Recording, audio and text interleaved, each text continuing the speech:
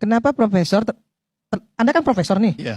kok dari 2019 baru sekarang sadarnya Oh, Anda profesor? Oh, Harusnya, iya. enggak. Iya, Saya melihat justru setelah PDI dan Jokowi tidak mesra, baru keluar dari situ. Oh, jadi Nggak bisa begini. juga. Saya Saya juga mencatat itu. Oh, iya. Jadi nggak Begini. bisa juga begitu bicaranya. Gini, Jadi tunggu dulu. netizen itu Saya paham loh, ingin Pak. jelaskan dulu. Ada proses. Tadi saya katakan ada proses. Jadi jangan juga saya bilang melihat, seperti itu. Saya melihat ya, apa yang terjadi pada 2019 itu ya. Ini saya pikir kok ini Mega kok biarin aja gitu.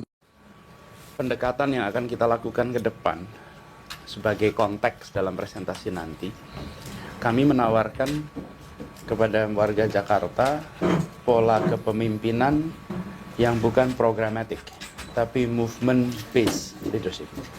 Orientasinya adalah gerakan. Karena itu kita justru menginginkan agar hubungan antara negara dengan masyarakat itu bisa di level yang paling tinggi. Paling rendah negara dengan masyarakat itu sosialisasi. Negara melakukan sesuatu, dia sosialisasi. Naik ke atasnya namanya konsultasi. Negara misalnya minta dengar pendapatnya. Naik ke atasnya namanya partisipasi. Masyarakat melakukan, negara melakukan. Nah, tingkat yang paling atas namanya kolaborasi, di mana dikerjakan bersama-sama. Negara menjadi penyedia platform dan negara menyiapkan seluruh awalnya, tetapi gerakannya harus melibatkan pada semua. Nah, lingkungan hidup adalah salah satu area di mana itu paling mungkin dilakukan. Pendidikan juga begitu, kesehatan juga begitu. Nah, karena itu pendekatan yang insya Allah ingin dilakukan adalah tidak segalanya diambil oleh negara. Kalau ada yang sudah melakukan, bagian negara itu adalah mendorong, membantu, memfasilitasi biar udah dikerjain lagi lebih gede gitu. Lebih bermanfaat. Bukan negara mereplikasi. Lalu negara bikin kira-kira yang sama. Enggak apa-apa. Toh ini adalah untuk manfaat yang dirasakan oleh semua orang. Nah, saya pernah berada di luar. Saya pernah berada di dalam. Saya merasakan. Karena itu ketika kami memimpin Kemdikbud juga, saya turn things around bahwa pendidikan itu harus sebagai sebuah gerakan, jangan sebagai program. Kasih ruang, jadi negara justru harus fasilitasi. Nah, artinya konsekuensinya negara tidak menganggap paling tahu semua masalah. Itu konsekuensinya itu. Yang kedua, negara harus terbuka dengan segala macam ide, apalagi yang sudah terbukti berjalan. Terus yang ketiga, semua kegiatan eksekusi itu bisa dikerjakan sebagai sebuah kolaborasi. Jadi saya sampaikan ini sebagai pretext, dan saya senang dengan urutan programnya hari ini, karena programnya itu teman-teman cerita presentasi rencana. Yang sering terjadi adalah kita presentasi rencana. Gitu, sebentar, yang udah kerja lingkungan ini siapa gitu. Yang sudah kerja lingkungan teman-teman. Justru karena approach-nya itu adalah, kalau approach-nya programatik ya, that's our part. Cuman kan bedanya begini, kalau programatik itu rakyat bayar pajak, serahkan kami kelola. Kalau Anda puas dipuji, kalau Anda nggak puas kami dikritik. Tapi Anda nggak usah berbuat apa-apa. Nanti kalau di ujung periode Anda tentukan happy or not happy. If happy, re-elected gitu. Kalau unhappy, ya elect someone else gitu. Tapi kalau pendekatan gerakan kan justru you and I work together along the way gitu. Jadi bukan hanya bayar pajak, kami juga minta keterlibatan gitu. Nah, jadi itu sebagai konteks, dan saya terima kasih kesempatannya untuk mendengarkan apa yang sudah menjadi pemikiran dari teman-teman di Greenpeace. So I look forward to listen, Pak. Terima kasih. Bapak ini kan dijegal sana sini ya Pak ya. Iya benar. Kemudian ada banyaklah fitnah yang berseliweran di sosmed, para buzzer semua melakukan itu. Kemudian langkah-langkah politik Bapak bagi saya serasa dimatikan begitu. Apa sih yang Bapak rasakan? Karena kami tuh melihatnya Bapak kayak tenang, ya nggak sih? Legowo gitu, kayak nggak ada dendam, nggak terpancing emosi gitu. Resepnya apa Pak? Iya, iya, ini Bapak Bonita. Jadi memang banyak yang jegal-jegal ya sini ya. Banyak yang jegal ya. Gitu. Jadi kalau kita ini menjalani ini semua, Ibu sekalian, saya terlibat di dalam kegiatan kemasyarakatan dan kegiatan kesehatan yang disebut kegiatan politik itu bukan hal yang baru, dikerjakan dari dulu. Dan di dalam perjalanan itu ada yang mendukung, ada yang tidak mendukung. Ada yang suka, ada yang tidak suka. Bagi saya, suka apa tidak suka itu urusan perasaan yang bersangkutan. Jadi kalau ada yang tidak suka pada saya, itu urusan dia, bukan urusan saya. Jadi saya tidak perlu pusing dengan apa yang dia rasakan. Yang penting saya melakukan hal yang baik, hal yang benar untuk semua, suka atau tidak suka yang bersangkutan. Jadi dengan begitu rileks saja gitu.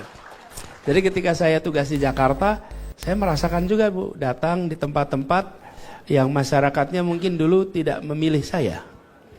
Datang di tempat-tempat yang masyarakatnya memilih saya. Dan ketika di awal, memang unik Bu, datang di tempat yang semuanya mayoritas tidak setuju dengan pilihan mayoritas Jakarta ya. Itu ketika datang adem betul Bu. Anyep gitu. Kalau datang ke tempat yang setuju, kayak tadi tuh rame gitu kan, kita mau rebutan foto. Nah, saya tidak menganggap senyap itu sebagai sesuatu yang dihindari. Saya datengin aja, nggak apa-apa, saya jalanin. Dan setelah jalan berapa bulan, semua berubah. Kehangatan itu ada di mana-mana. Jadi tidak kok kemudian permanen gitu, tidak. Nah, itu yang dengan masyarakat. Bahkan saya ingat di masa-masa awal itu, karena selesai pilkadanya sebetulnya tenang-tenang aja Jakarta itu. Sosmednya yang rame Bapak Ibu. Betul kan? Kalau ke TPS, ya ada yang milih A, ada yang milih B, tapi tenang kan? Cuman coba lihat, itu di sosmed. Wah, iya. Pas nyoblos tenang, di sosmed, wih katanya Masya Allah. Ya kan? Nah.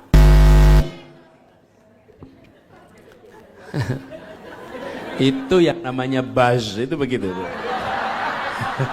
Buzz itu begitu tuh. Kalau orangnya namanya buzzer Bu itu. Nah, saya mana tadi ya? Sosmed rame. Nah, soal jegal menjegal. Selama saya tugas di Jakarta, saya tugas di kementerian, memang banyak sekali tantangan dihadapi. Ketika Jakarta terutama. Kenapa? Karena ketika di Jakarta. Halo teman, berjumpa bersama saya di Politik Dangi. Kalau kita melihat bagaimana kelakuan Irma Chaniago, ya, Irma Chaniago ini betul-betul bisa dikatakan ya bahasanya itu teman sangat tinggi sekali ya, dan tajam menusuk lawan debatnya. Nah, kali ini ya, Irma Chaniago itu terlihat sombong ya, menyudutkan seorang profesor teman. Namun apapun itu ya, berbeda dengan Anies Baswedan, tokoh politik yang sangat santun, yang sangat berwibawa, yang sangat fenomenal ya. Dan kalau kita lihat bagaimana Anies Baswedan menjadi tokoh yang luar biasa teman, ya, Irma Chaniago ini adalah salah satu orang yang selalu mengkritik Pak Anies ya, dalam segala sisi teman-teman. Padahal Irma ini adalah kadernya Nasdem ya, dan Anies itu adalah bisa dikatakan orang yang bersama-sama Nasdem ya, semenjak Nasdem masih menjadi ormas. Ya, ada bukti videonya teman, bagaimana Anies membacakan sebuah teks tentang Nasdem pada saat itu ya. Namun akhirnya bahwa Anies Baswedan malah dikritik oleh Irma teman. Ini pada saat di Jakarta kemarin hingga sampai hari ini. Namun Anies tetap di jalannya ya, di jalan perubahan. Bagaimana Anies kemudian menjadi sebuah ikon politik saat ini ya.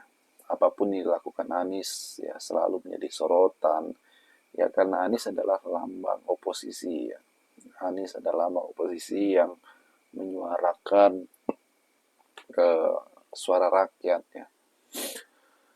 Dan kalau kita melihat bagaimana Anies Baswedan berdiri ya, dan ini menjadi sebuah hal yang sangat luar biasa teman-teman ya. Kalau kita melihat bagaimana Anies Baswedan saat ini itu berbeda dengan Anies yang dulu. Kenapa? Saat ini Anies sedang membuat partai politik yang sangat ditunggu-tunggu rakyat, yaitu Gerakan Rakyat. Dan ini adalah momen di mana Anies ya mungkin setara dengan tokoh-tokoh lainnya. Karena Anies saat ini sedang mempunyai partai politik, teman-teman. Dan partai politik Anies ini sedang dibahas di mana-mana. Bagaimana menurut kalian? Kita diskusi di kolom komentar ya. Sampai jumpa lagi. Salam.